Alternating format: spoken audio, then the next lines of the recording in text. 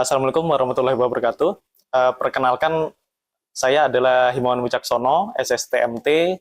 Pagi ini kita akan menjelaskan terkait dengan pengantar mata kuliah saya. Yang saya ampu adalah pemrograman berorientasi objek dengan kode TE 2514027, yang mana micro teaching ini merupakan persyaratan dari Serdos yang akan saya usulkan gitu.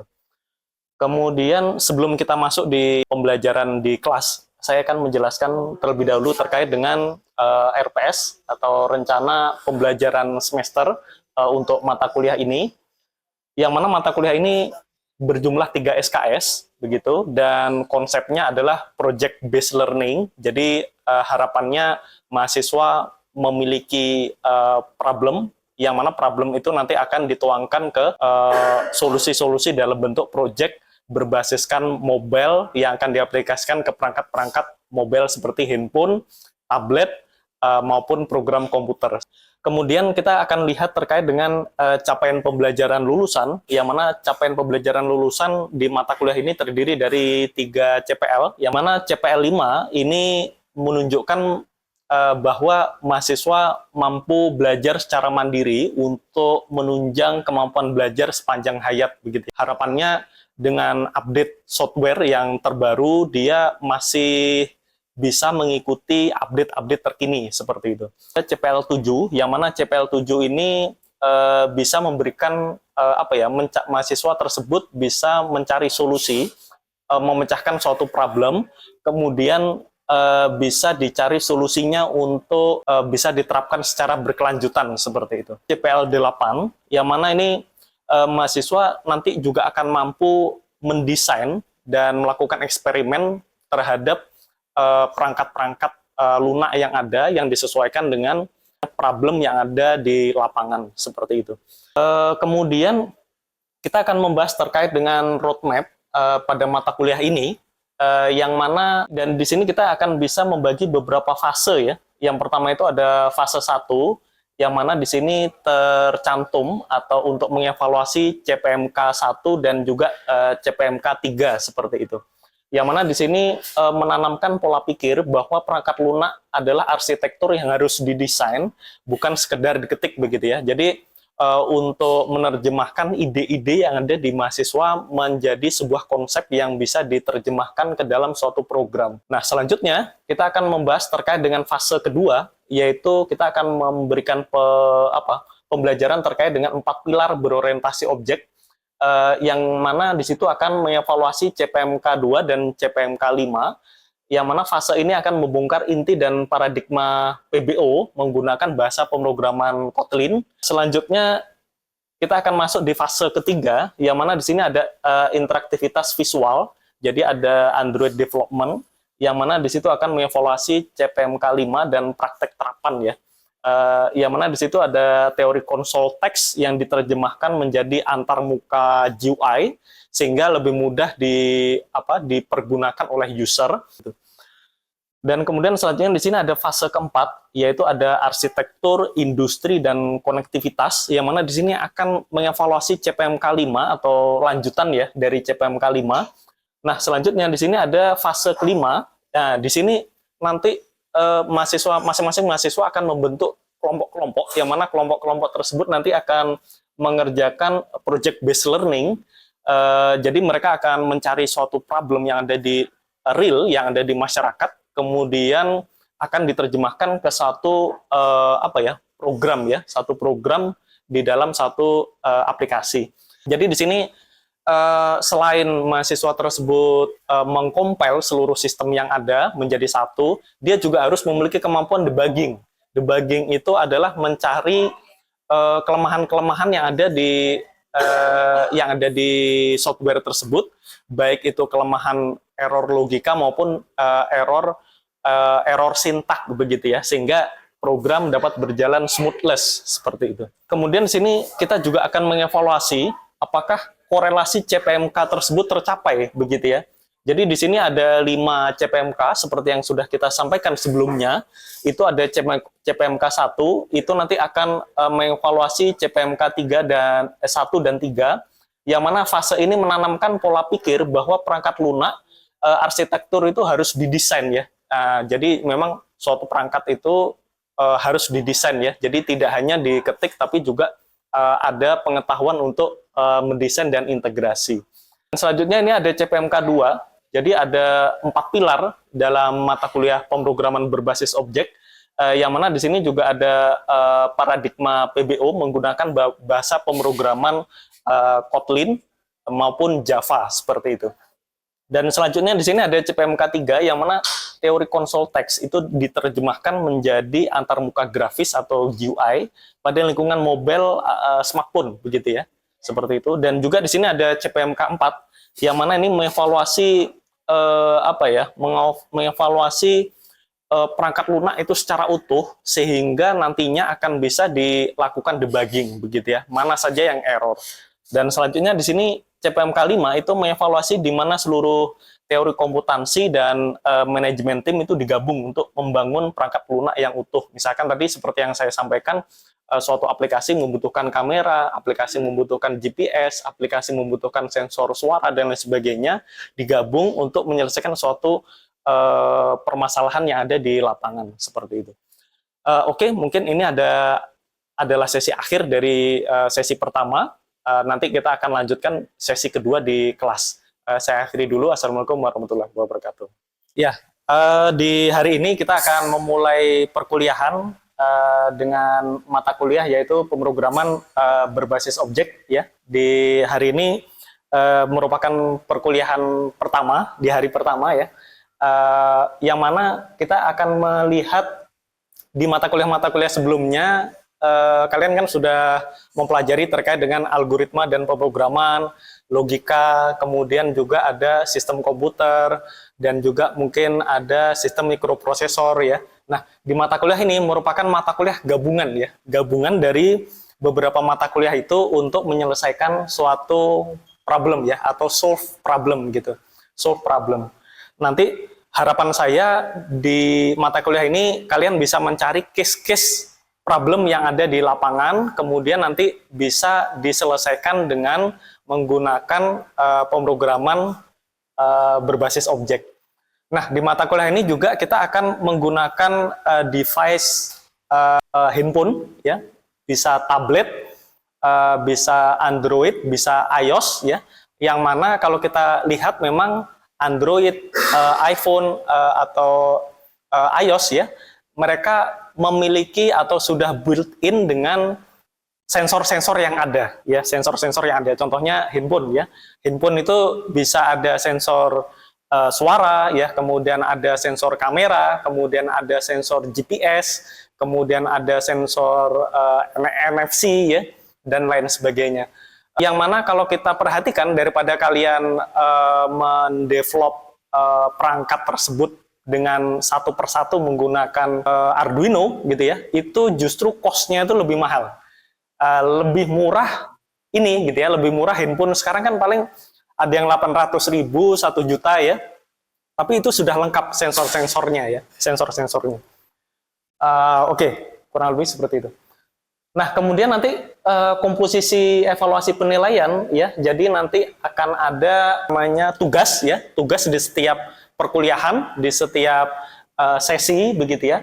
Kemudian nanti ada UTS dan juga ada UAS. Nah, UAS di sini kita tidak berupa UAS tulis ya, tapi UASnya mengerjakan proyek ya. Jadi separuh semester awal itu nanti kita ada teori, kemudian nanti di setengah semester akhir itu nanti kalian sudah bisa mencari problem yang ada di masyarakat yang kalian alami sendiri, dan itu nanti akan dikembangkan di setengah semester akhir gitu ya, untuk membuat programnya seperti itu. Nah, ini mungkin kurang lebih seperti itu. Jadi proyek akhir gitu ya, proyek akhir. Yang mana nanti dari beberapa kakak tingkat kalian dari mata kuliah PBO ini akhirnya juga menjadi cikal bakal tugas akhir gitu ya, karena ini merupakan basicnya di sini. Nah, kemudian kalau kita lihat di sini ada minggu 1 sampai minggu keempat, ini nanti kita akan mempelajari terkait dengan SDLC, kemudian sistem terstruktur ya, kemudian ini terkait dengan desain, kemudian ada tools, kemudian ini ada konstruksi ya. Nah, kalau kita lihat di sini ada SDLC ya. Jadi SDLC itu mungkin kalau kalian pernah tahu konsep recycle ya. Jadi misalkan mulai dari kita merancang, ide merancang, kemudian kita wujudkan, kemudian kita terapkan di aplikasi handphone ya. Kemudian dari aplikasi handphone itu kalau ada error maka bisa di troubleshooting ya. Bisa di troubleshooting, dicari kira-kira rusaknya di mana, kemudian kembali lagi gitu ya. Jadi loop apa ya? Satu loop gitu ya. Nah, itu namanya SDLC ya. Siklus dari software sendiri ya. Software sendiri siklusnya. Makanya kalau kita lihat bahkan sekelas Microsoft pun ya, itu selalu ada versi update ya. Bahkan sekelas Microsoft, sekelas yang lain gitu ya, program-program besar yang lain, iOS dan lain sebagainya, mereka selalu ada timbul update ya, karena mereka menerapkan SDLC. Oh, ini dirasa kurang gitu ya, terus siklusnya, sehingga konsumen yang menggunakan program tersebut semakin paham atau semakin terpuaskan gitu ya, karena semakin sempurna gitu ya, seperti itu. Nah, itu makanya fungsinya adalah terus update. Nah, mungkin kalau kita lihat sering di game mungkin ya, kalian pernah memainkan game, terkadang sudah tidak ada dukungan atau support update-nya. Nah, maka proses SDLC di situ sudah tidak terjadi lagi gitu ya, sudah terputus. Dukungannya sudah nggak ada gitu ya. Maka software yang baik harus ada SDLC. Kalau tidak ada berarti ya memang dia sudah, kalian merasakan oh ini sudah nggak update lagi gitu ya, sudah nggak sesuai kekinian gitu ya ibaratnya. Nah, kemudian di sini kalau kita lihat selanjutnya adalah desain ya. Desain. Nah, nanti kita akan juga mendesain bagaimana peletakan tombol, kemudian peletakan key ya di aplikasi handphone tersebut. Dia sesuai nggak dengan fungsi dan pengerjaannya ya. Jangan sampai tombolnya itu ada di mana, fungsinya di mana gitu ya. Jadi kita harus pastikan bahwa tombol-tombol yang ada di perancangan program ini harus yang efisien. Nah, kalian mungkin sudah pernah membuka aplikasi, contohnya Tokopedia mobile, mungkin Shopee yang mobile gitu ya. Tombol-tombolnya kan efisien, tidak terlalu banyak juga tidak terlalu sedikit, jadi cocok aja gitu. Kalau terlalu banyak kita malah bingung gitu ya. Oh, ini tombolnya mana aja nih? Nah, malah nggak ringkas gitu ya. Nah, itu makanya desain visual itu juga penting. Nah, kemudian di sini kalau kita lihat juga ada namanya tools ya. Jadi tools itu kita bisa manajemen versi ya. Ibaratnya kalau kita ingin mengoprek suatu program ya, kita juga harus memiliki tools atau alat kerja ya. Misalkan kita ingin membangun rumah kan kita perlu gergaji ya, perlu paku dan lain sebagainya. Ini juga sama, toolsnya juga harus kita update ya. Kemudian di sini kita juga bisa mengkonstruksi ya, konstruksi itu kita bangun. Jadi kita basicnya akan menggunakan bahasa pemrograman Java seperti itu. Kemudian di sini kita akan lihat di bagian selanjutnya itu fondasi rekayasa perangkat lunak dan konsep SDLC ya. Kira-kira di sini ada yang tahu nggak? Kira-kira rekayasa itu apa? Ayo silakan. Ayo, mungkin Masnya, rekayasa itu apa mungkin? Sebelumnya perkenalkan saya dari Sosius Marketing yang membuat dari Mas. Ya. Menurut saya rekayasa itu sebuah ilmu untuk mempelajari sebuah bidang ilmu tertentu. Oke, baik. Jadi kita mempelajari suatu basic keilmuan ya untuk bisa mengerjakan satu keilmuan tertentu gitu ya. Sehingga nanti kita bisa mengoprek kira-kira ini harus diapakan gitu ya, direkayasa gitu ya, seperti itu. Kemudian selanjutnya kira-kira mengapa mengapa suatu konsep atau suatu program itu harus ada namanya pemeliharaan. Nah, ini kalau kita lihat kenapa kok harus dipelihara? Kira-kira silakan siapa? Ya, oke. Kenapa kok harus dipelihara suatu program? Jika saya adik ketik pertama, adik keempat, adik ketiga, jadi menurut saya sebuah sistem itu harus ada pemeliharaan itu agar suatu sistem itu bisa berjalan lebih baik lagi dan mungkin akan memiliki sebuah update bahkan dia bisa memperbaiki diri sendiri atau nanti ke depannya bisa lebih baik lagi buat konsumen. Oke, baik. Sehingga memang harus di pemeliharaan ya. Sedangkan kalau kita tidak pelihara, ya dia nanti akan tidak update ya dengan perkembangan terkini gitu ya. Oke. Jadi itulah awal mula dari rekayasa perangkat lunak ya. Jadi kita sebagai engineer harus bisa kira-kira dari program ini harus kita rekayasa ya, sesuai dengan problem yang ada gitu ya. Seperti itu. Nah, kemudian di sini kalau kita lihat ada konsep dasar SDLC ya. SDLC itu adalah Software Development Life Cycle ya. Seperti yang saya sampaikan di awal tadi, misalkan di sini ada mendesain ya. Mendesain, kemudian di sini ada mengembangkan, kemudian di sini ada menguji, kemudian di sini ada implementasi dan pemeliharaan ya. Pemeliharaan. Jadi memang SDLC itu kayak siklus hidup ya. Siklus hidup. Misalkan sama aja kayak manusia.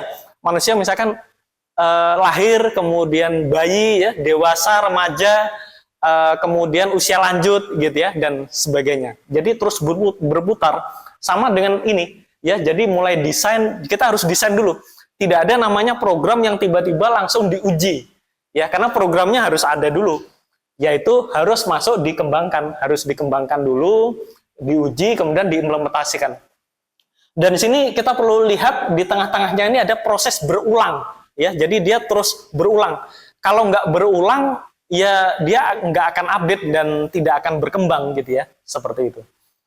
Kemudian di sini ada tahapan utama SDLC, yaitu ada planning, kemudian ada analisis, dan ini ada desain ya. Jadi planning itu kita harus tahu dulu. Dalam membuat suatu program ini saya memerlukan sumber daya yang bagaimana? Saya memerlukan sensor apa saja? Problemnya apa saja gitu ya. Makanya saya bilang tadi di satu handphone itu ada beberapa sensor ya yang saling terkait, itu juga bisa kita pakai. Misalkan saya perlu membuat program tracking ya, makanya saya memerlukan sensor GPS misalkan gitu ya. Kemudian di sini ada analisis. Analisis. Jadi di analisis nih dari sensor dan juga kebutuhan yang ada, kira-kira analisisnya bagaimana? Gitu ya, dianalisis sesuai nggak, kemudian biayanya bagaimana, cocok nggak gitu. Kalau tidak cocok, maka kita harus cari solusi-solusi yang lain, gitu ya. Kemudian di sini juga ada namanya desain, ya. Setelah itu baru kita masukkan di desain atau namanya blueprint, ya. Termasuk kira-kira database-nya bagaimana, apakah online ataukah offline, gitu ya.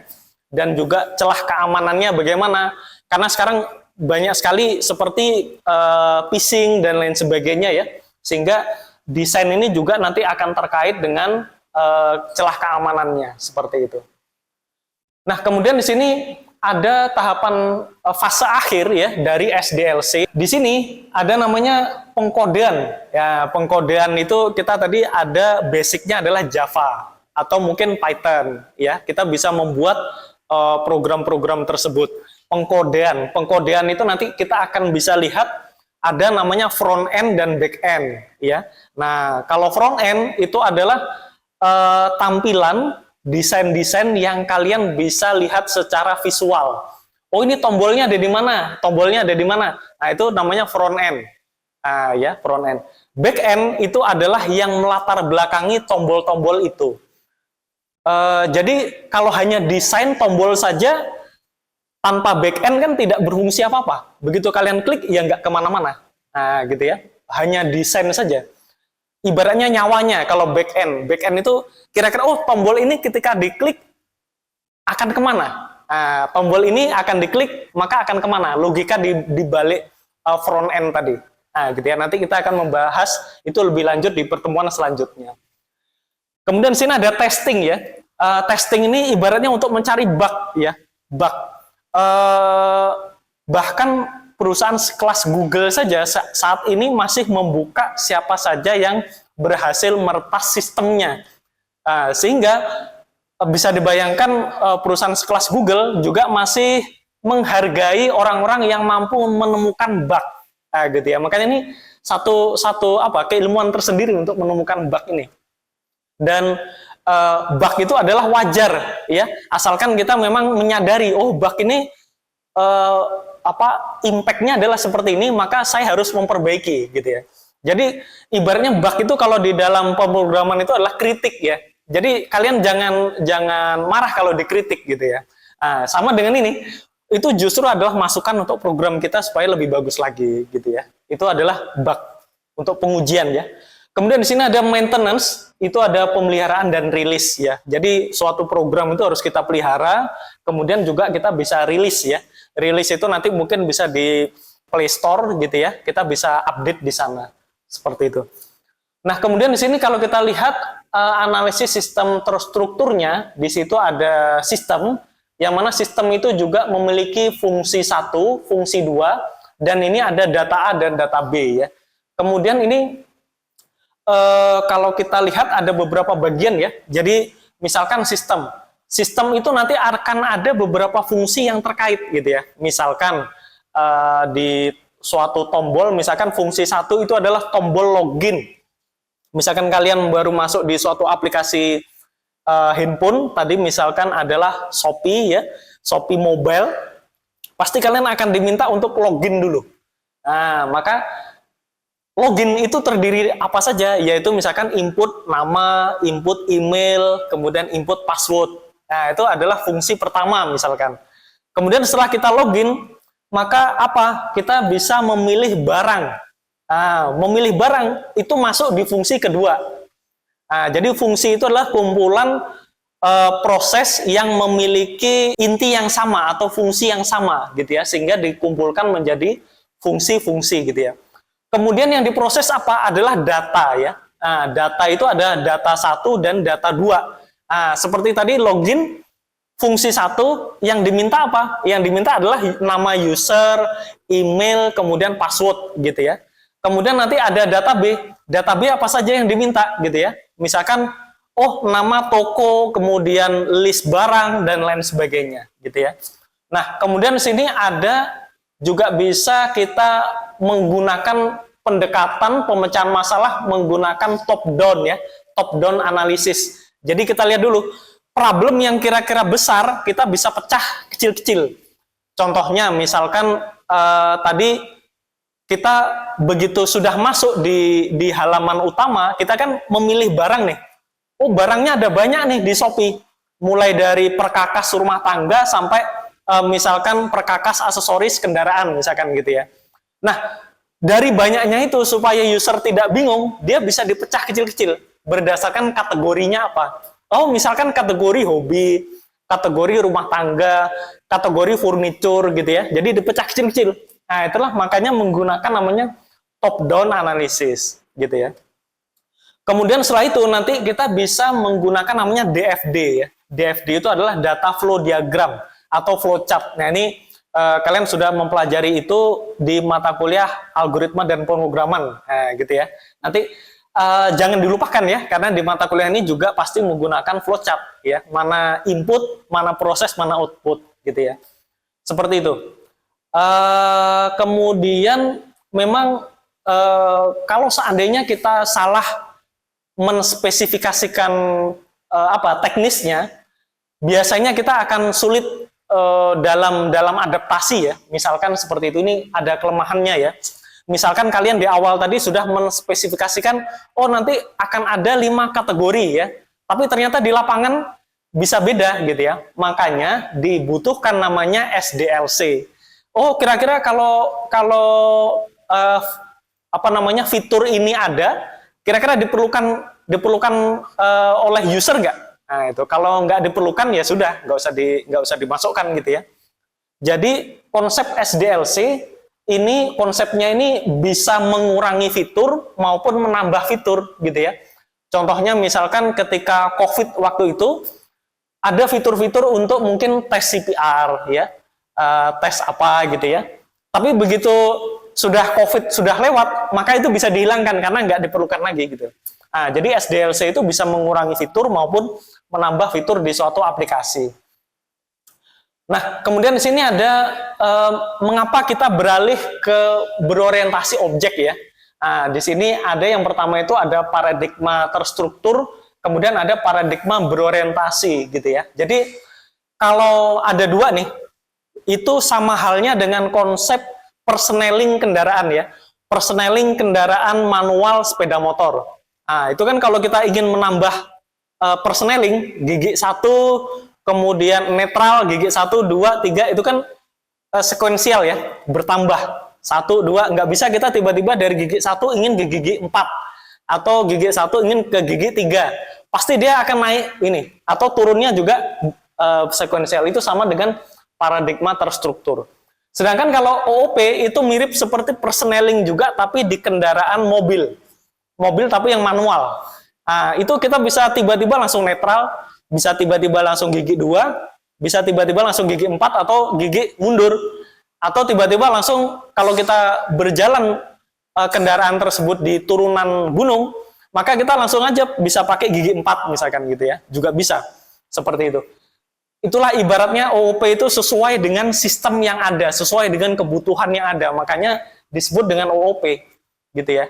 Jadi tidak harus sekuensial gitu ya. Namun semua ini tidak bisa dipisahkan gitu ya. Jadi contohnya misalkan begitu kalian tadi sudah memilih barang di Shopee, misalkan beli remote AC misalkan. Remote AC itu kalian beli gitu ya. Kemudian untuk bisa diantar di rumah kalian, maka kalian harus harus bayar kan. Nah, proses pembayaran itu hendaknya menggunakan paradigma terstruktur. Jadi, masukkan nomor rekening, kemudian pilih alamat, kemudian transfer, mau pakai QRIS atau enggak gitu ya. Kemudian setelah itu nanti pilih media pengirimannya menggunakan apa gitu ya. Bisa dibayangkan kalau proses itu digunakan OOP, itu bisa kacau tuh. Saya tak masukkan nomor rekening, kemudian saya akan masukkan alamat. Nah, itu kan bisa kacau tuh. Yang tadinya harus berurutan karena konsepnya namanya pembayaran itu kan harus terpenuhi ini, terpenuhi ini ya. Karena sangat krusial, tidak boleh ada yang terlewat. Misalkan begitu kita kirim, nama pengirimnya belum ada. Nah, itu kan krusial ya. Nah, jadi tidak bisa kita katakan mana yang terbaik ya. Jadi semua ini sesuai dengan case yang ada antara program struktur maupun program berorientasi objek gitu ya. Nah, mungkin itu untuk materi di pertemuan kali ini, dan mungkin untuk pertemuan selanjutnya saya akan memberikan tugas itu kalian bisa mencari tema, mencari problem, kira-kira apa yang kalian temukan di kehidupan kalian gitu ya, yang sekiranya masalah ini bisa dipecahkan ini menggunakan algoritma ya, dengan menggunakan algoritma. Nah, gitu ya. Silakan, mungkin ada yang bertanya, silakan. Mungkin sebelum kita akhiri. Ya oke. Perkenalkan sebelumnya, nama saya Andri Basufadilan di 04254104. Oke, Mas Andri. Saya mau bertanya Pak, untuk pemodelan untuk tugas besarnya itu nanti seperti apa ya? Oke, baik. Nah, nanti untuk tugas besarnya kita akan membuat kelompok ya. Membuat kelompok. Satu kelompok itu kita bagi aja mungkin 4 mahasiswa ya. 4 mahasiswa satu kelompok, dan dalam satu tim itu bisa dilihat kira-kira mana yang dijadikan ketua, mana yang dijadikan sebagai software developernya, kemudian ada yang bagian planningnya, dan lain sebagainya gitu ya. Sehingga harapan saya dari 4 mahasiswa tersebut bisa saling melengkapi ya, bisa memiliki tupoksi masing-masing. Kemudian dari grup tersebut nanti bisa mengerjakan atau mencari problem apa yang ada di lingkungan yang bisa diselesaikan dengan menggunakan pemrograman berorientasi objek gitu ya. Entah itu bisa bikin misalkan aplikasi untuk reservasi reservasi taksi mungkin ya kan, mungkin untuk pesan makanan gitu ya, dan lain sebagainya. Mungkin kalau tidak ada lagi, kita bisa akhiri dulu pertemuan kali ini. Kita akhiri dulu. Assalamualaikum warahmatullahi wabarakatuh.